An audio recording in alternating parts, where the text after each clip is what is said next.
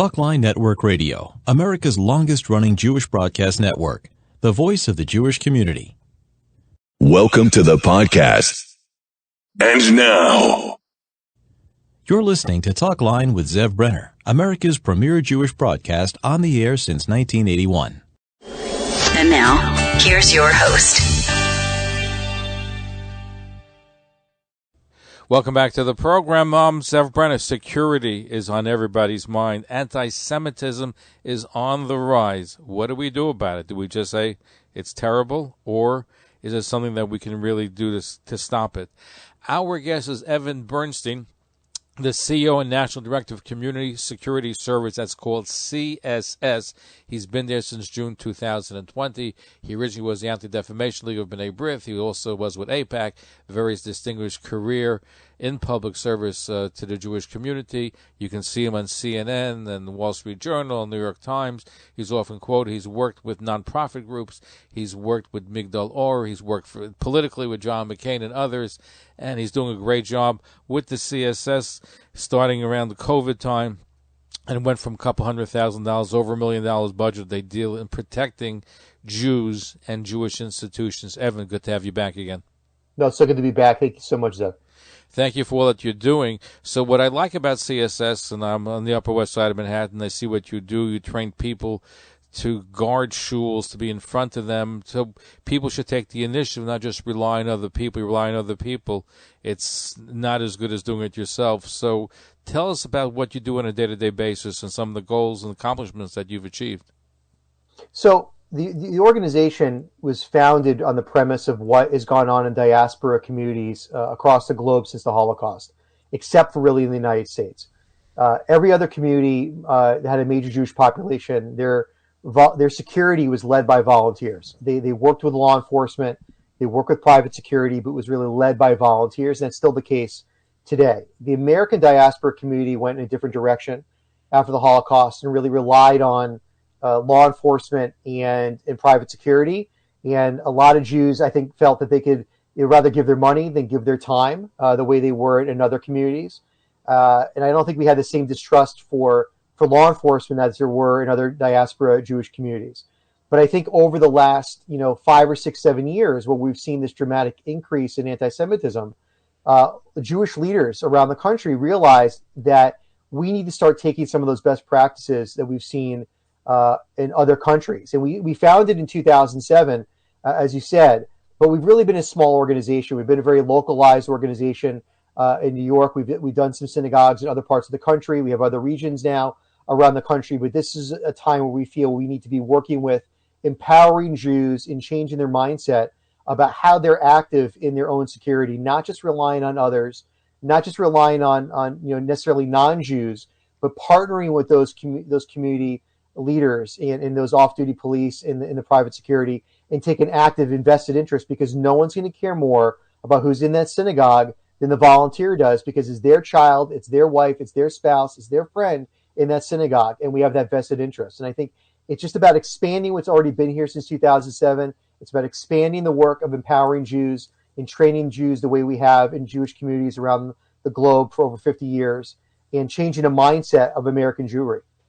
And I think it's so important because even though people talk about Asian crime and black crime, but anti-black crime or anti-Asian crime, but the truth is the numbers still show that anti-Semitism is still unfortunately the highest amount of hate attacks against a group is against Jews in the United States.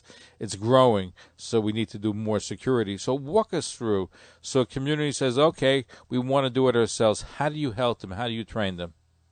So we have 3 different layers of security options that we can give to people. We don't talk about specific security operations because we want to keep our people protected, and that's obviously for security reasons we can't talk about specifics. But at the macro level, we have 3 different options. One is called entry point, which is our most basic level security, where we ideally get a synagogue who's interested in volunteer security, maybe heard of it but doesn't really understand it. We get them onto a security call with our experts. It's an hour-long call. We bring in their leadership, their board, some members of the synagogue to learn about volunteer security, to learn about best practices, to understand what this is, with the idea that a few of the people on the call, once they understand how this is really a best practice and the impact it can have of having eyes and ears security around their synagogue can have an impact. And also hearing from law enforcement in those trainings about how they want more eyes and ears because they can't be there.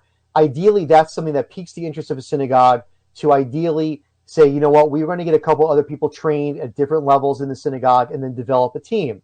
And the ideal is then there's a CSS synagogue. A CSS synagogue, I'm on 2 teams with my synagogues in my community. One's a small shul, one's a larger shul. And that's where there's actually active teams that are trained, where we have a regional manager. These are all volunteer driven.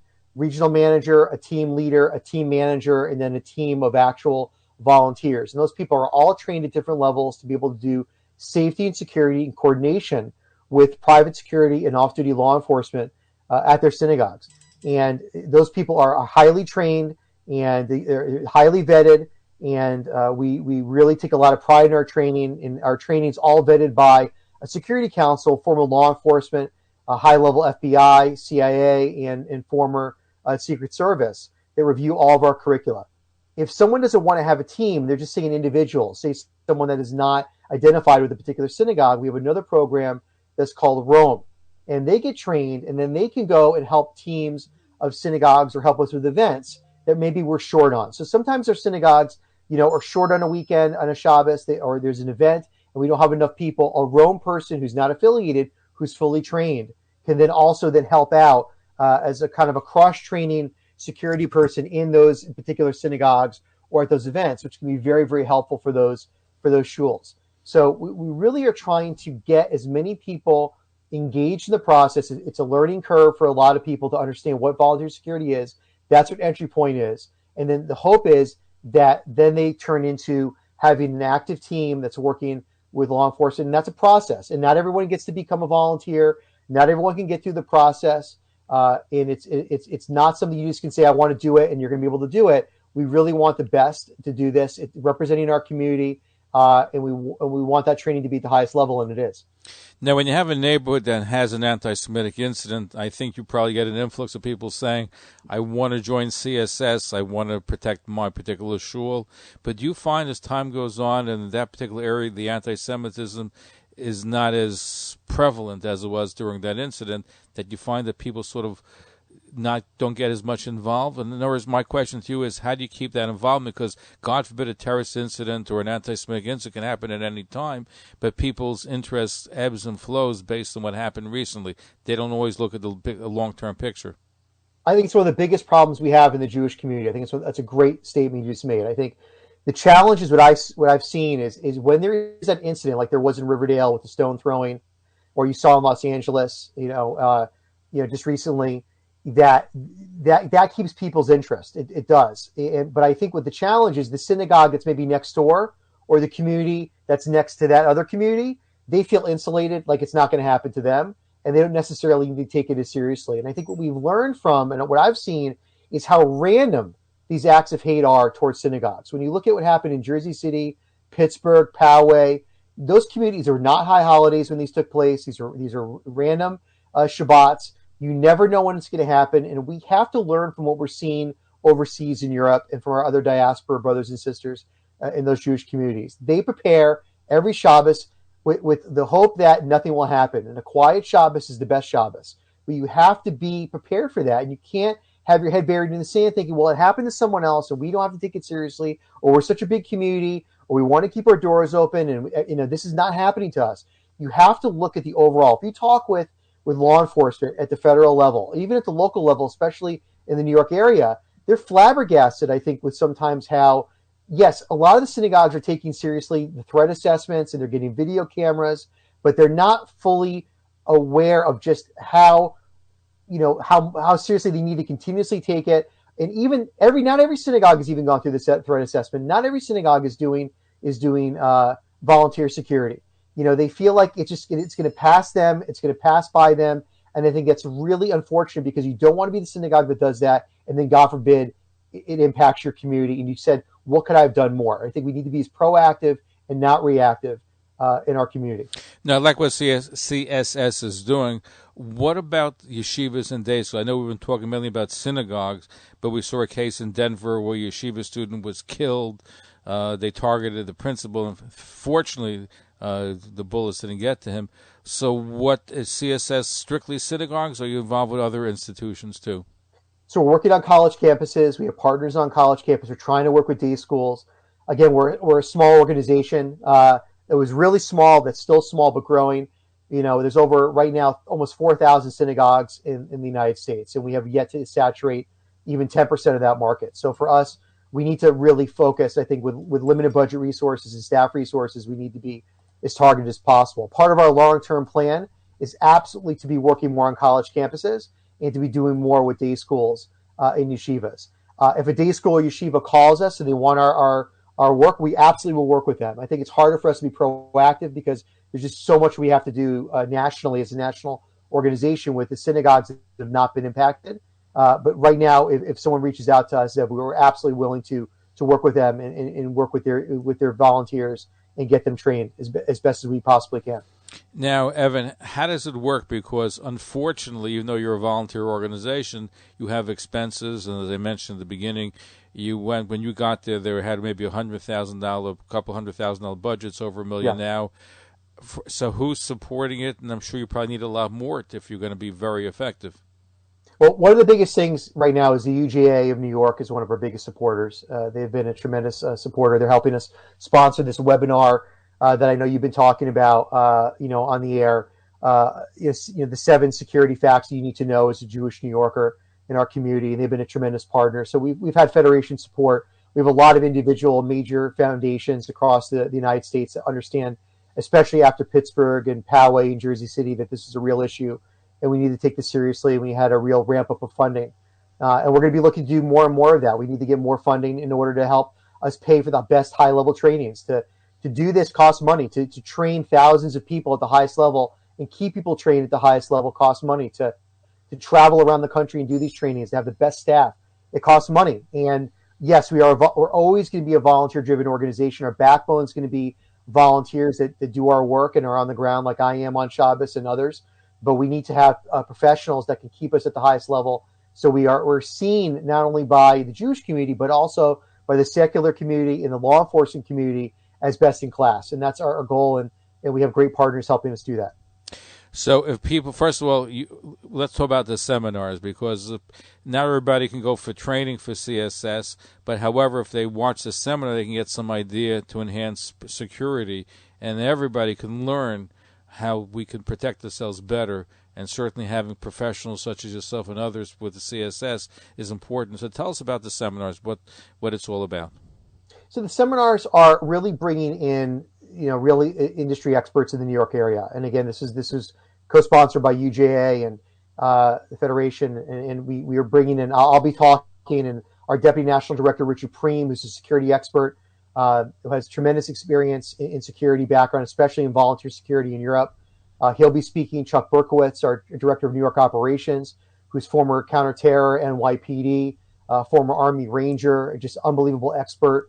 He's going to be speaking, and also one of our great partners through UJA, through the Community Security Initiative, Mitch Silber, who's the executive director, who's also former counterterror at NYPD, really a top-level security expert, one of our great partners, will be speaking as well by that partnership and the work we're doing together, and really talking about the threats that the community needs to look at. But beyond, we're not looking to scare the Jewish population. We're looking to empower them. We want to give them opportunities to understand, yes, this is the baseline. This is where things are.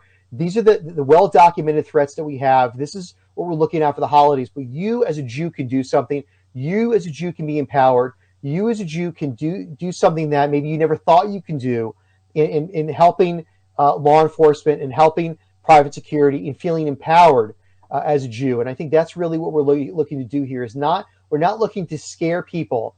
We're looking to inform them, yes, to keep it real with them, yes, understand what the climate is, but really impact with them. You have an option as a Jew to be empowered, and you can do something that other Jews are doing all over the globe, and that just because you're in America doesn't mean that you have to stand on the sidelines, but you can actually get active. But from the way I look at it, and you're teaching people certain skills, maybe to take responsibility. For example, maybe when you leave the synagogue, make sure the doors are closed, because I heard of a situation where the door was open and they had vandalism.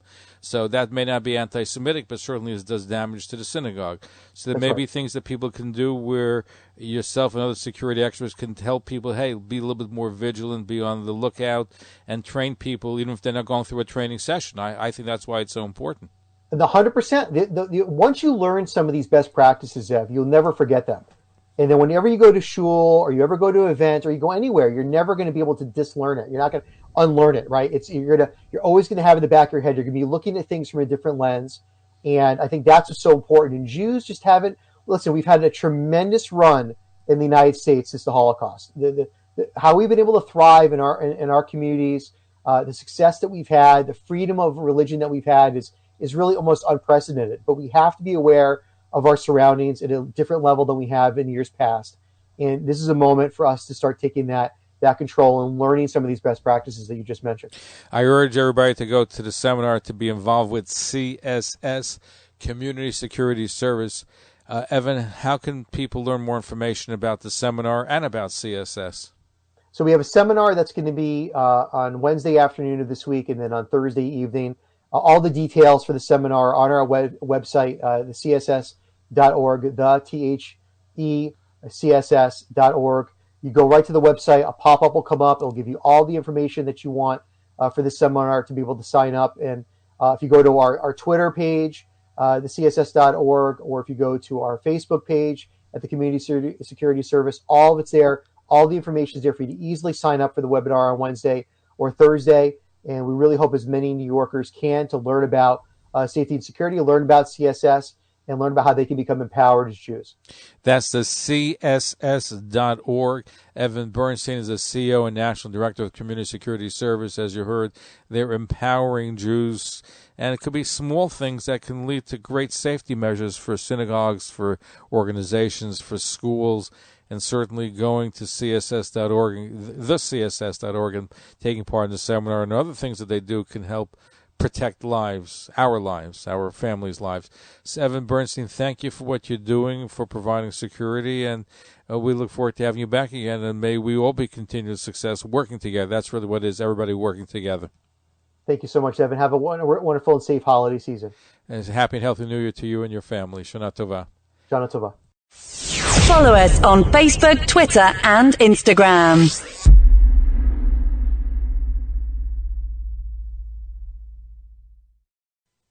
Talkline radio and TV with Zev Brenner is just phenomenal. Everybody concerned about the Jewish community should listen and watch. He has the best guests. He asks the most interesting questions. He's always so well prepared. It's talk radio and television from a Jewish point of view at its very best. To advertise on the Talkline network and Talkline's email and social media blasts reaching over 70,000 people, please call 212-769-1925, extension 100. That's 212-769-1925, extension 100. Or email info@talklinenetwork.com. Thanks for listening. For continuous Jewish programs, talklinenetwork.com, or our 24-hour-a-day listen line at 641-741-0389. For past shows, you can find us on iTunes, Spotify, Amazon, YouTube, Instagram, and all major podcast platforms, or jewishpodcast.org. Thanks for listening to the talklinenetwork.com. Talkline Network Radio, America's longest-running Jewish broadcast network, the voice of the Jewish community.